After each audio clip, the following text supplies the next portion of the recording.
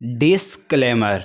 ये video politics की काली करतूतें और काली सच्चाई को उजागर करने के लिए बनाया गया है। इस वीडियो का मकसद लोगों को जागरूक करना और पॉलिटिक्स की सच्चाई बताना है। इस वीडियो को देखकर अगर किसी नेता को या फिर किसी नेता प्रेमी को, जो इंसान नेता को अपना बाप समझता है, अगर उनको खुजली होती है तो आप अपने नज़दीकी हॉस्पिटल में जाइए और अपना इलाज करवा के आइए। मैं तो यूं ही तुम्हारी पोल खोलता रहूँगा।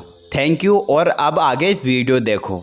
हमने पिछले वीडियो में इतिहास की बात की थी, उस इतिहास की जब भारत में पहली बार धर्म के नाम पे राज करना शुरू हुआ था। उस वीडियो के अंदर हमने डीप के अंदर स्टडी की थी कि किसके राज से भारत में धर्म के नाम पे राजनीति शुरू हुई थी, कैसे कैसे धर्म के नाम पे राजनीति शुरू हुई, अंग्रेजों ने क्या किया, मुगलों ने क्या किया, हिंदू राजाओं ने क्या किया, सब कुछ हमने डीप के अंदर इतिहास की बात की थी।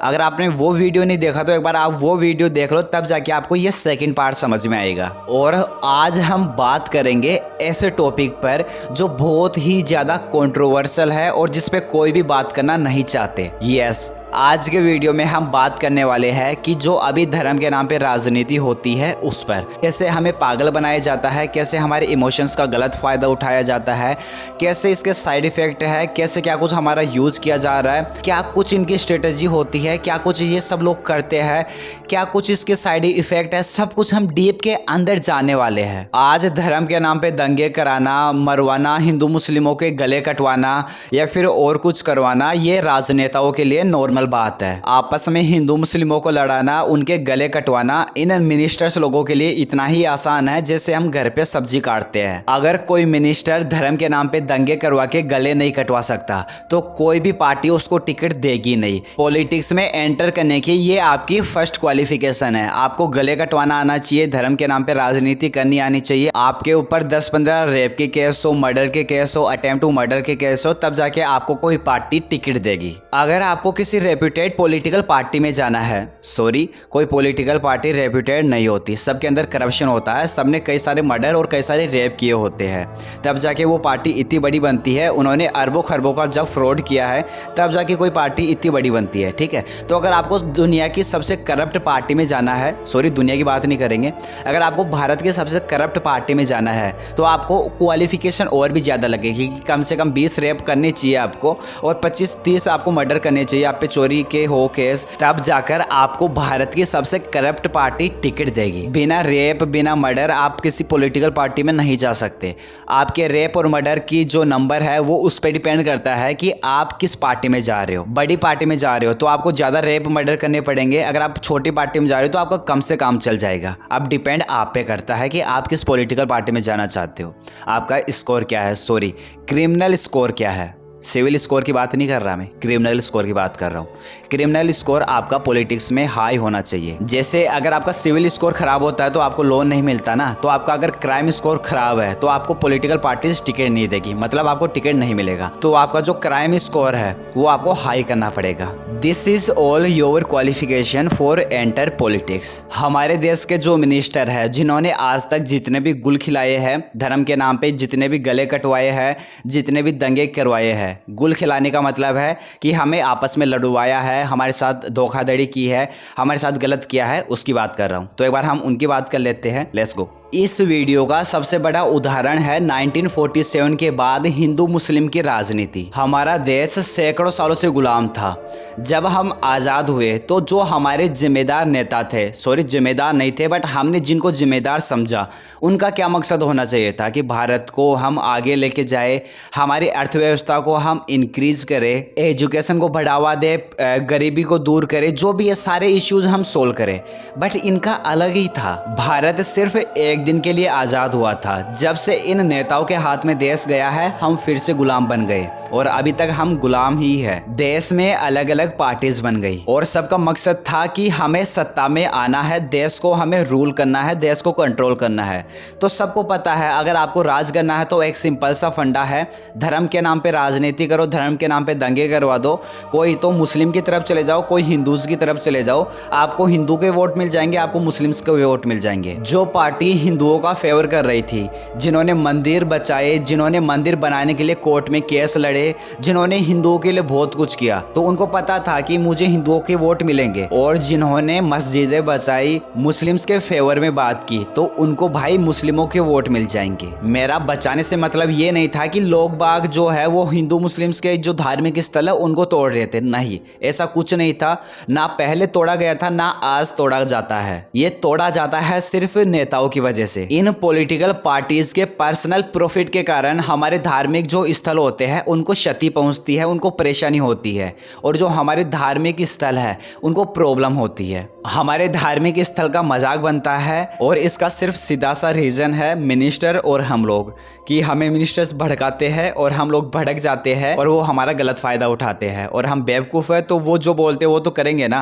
1947 के विभाजन के बाद भारत ने खुद को धर्मनिरपेक्ष लोकतंत्र के रूप में स्थापित करने की कोशिश तो की थी, लेकिन धर्म आधारित राजनीति कभी खत्म हो ही नहीं सकी। हिंदू मुस्लिम जो समुदाय है उनके अंदर इतनी फूट, इतनी नफरत डाल दी गई थी कि हम कभी एक दूसरे को समझ ही नहीं पाए, सही क्या है गलत क्या है वो कभी समझ ही नहीं पाए।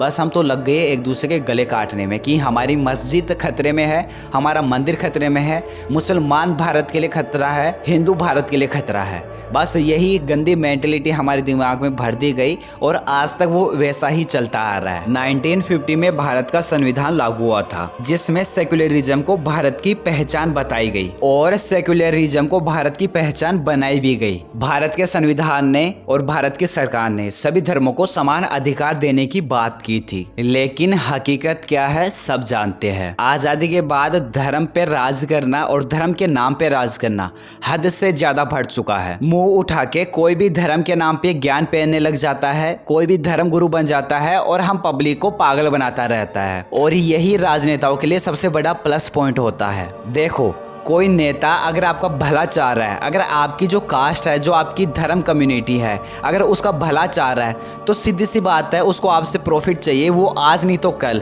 आपको किसी ना किसी धर्म से जरूर लड़वा देगा। हमारे देश के नेता लोग धर्म के नाम पे राजनीति कैसे करते हैं आपको प्रैक्टिकल करके बताता हूँ। चलो हम शुरू से शुरू करते हैं। मैं एक नॉर्मल इंसान हूँ और मुझे किसी पॉलिटिकल पार्टी से टिकट चाहिए, मुझे पॉलिटिक्स में एंट्री चाहिए, तो मुझे क्या कुछ करना पड़ेगा, क्या कुछ प्रोसेस होगा, सब कुछ आपको बताता हूँ। मैं गांव में रहने वाला एक नॉर्मल लड़का हूँ, और मुझे पॉलिटिक्स के अंदर बहुत ज़्यादा इंटरेस्ट है, और मुझे पॉलिटिक्स में किसी भी हालत में जाना है, बिकॉज मुझे पॉलिटिक्स में बहुत इंटरेस्ट है। और सबसे मेन पॉइंट क्या है पॉलिटिक्स में जाने का, कि जो देश की गरीबी है वो ख़त्म करनी है, जो एरिया की गरीबी है वो ख़त्म करनी है।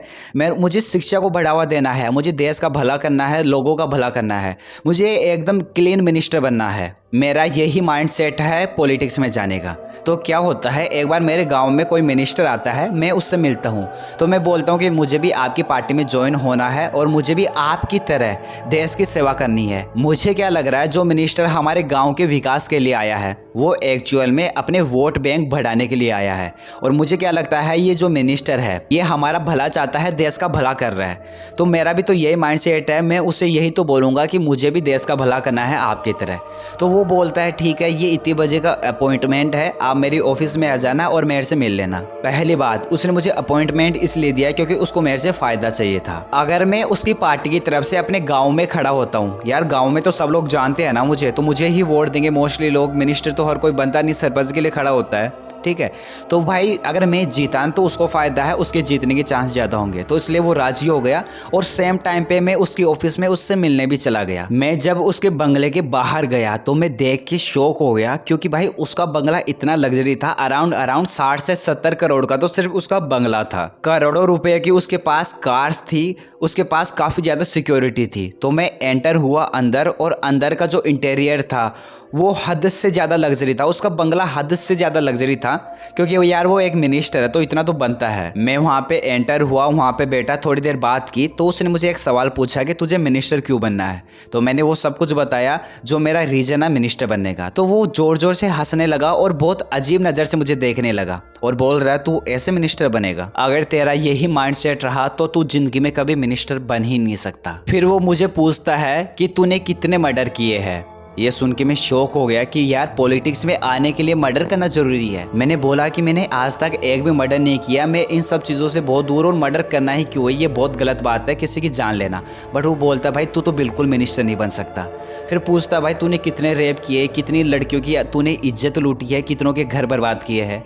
मैं सोच रहा हूँ भाई ये इतने सवाल क्यों कर रहा है और इतने गंदे सवाल क्यों कर रहा है। तो मैं तो ये सोच रहा हूँ भाई मैं तो घर बसाने के लिए घर बसाने के लिए मतलब लोगों को भला करने के लिए, लोगों की भलाई के लिए पॉलिटिक्स में आ रहा हूँ, तो मुझे किसी का घर उजाड़ने की क्या ज़रूरत है।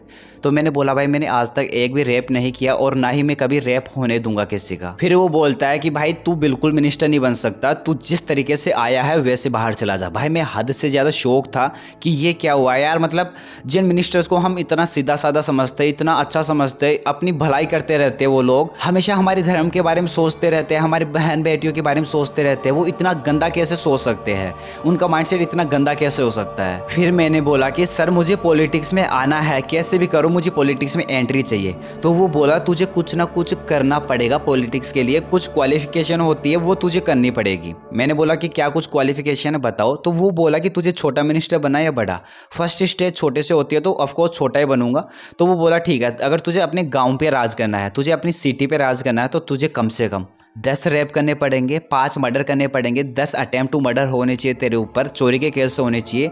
अराउंड तेरा जो सिविल स्कोर है, सॉरी क्राइम सिविल स्कोर है, वो हमारे हाई से भी हाई होना चाहिए। मतलब आपका जो क्राइम स्कोर है वो हद से ज़्यादा हाई होना चाहिए, मतलब अराउंड 200-300 पार होना चाहिए, तब जाके आप हमारी पॉलिटिकल पार्टी में एंटर कर सकते हो। और यहीं से शुरू होती है मेरी ज़िंदगी बर्बाद होना। क्या लगता है मिनिस्टर बन के मेरी ज़िंदगी बर्बाद होगी? नहीं, मेरी ज़िंदगी बनना यहीं से स्टार्ट होती है। सबसे पहले जो उनका कॉम्पिटिटर था, जितने भी उनके कॉम्पिटिटर थे 10-15, उनको मरवाया उन्होंने मेरे से, ठीक है, ये मेरी एक क्वालिफिकेशन कंप्लीट हो गई। सेकंड है कि जितनी भी गरीब बच्चियाँ थी उनके एरिया में, उन सब का मेरे से रेप करवाया और उन्होंने भी किया। तो अराउंड मेरी जितनी भी क्वालिफिकेशन थी वो सारी कंप्लीट हो गई पॉलिटिक्स में जाने के लिए। तो मुझे अच्छी खासी टिकट मिल गई और मैं अच्छे खासे वोटों के साथ जीत भी गया। क्यों? क्योंकि मुझे धर्म के नाम पे खेलना आ गया था। मैंने मर्डर भी कर दिए थे, मैंने रेप भी कर दिए थे।